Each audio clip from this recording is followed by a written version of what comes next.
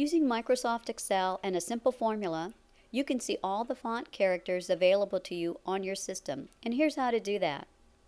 In an open Excel worksheet, click in cell A1 and enter this formula: equals CHAR left paren ROW left paren, right paren, and then press enter.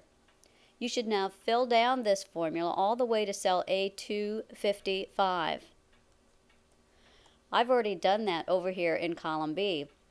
So we can scroll down and see the fonts that are available under the Arial font setting.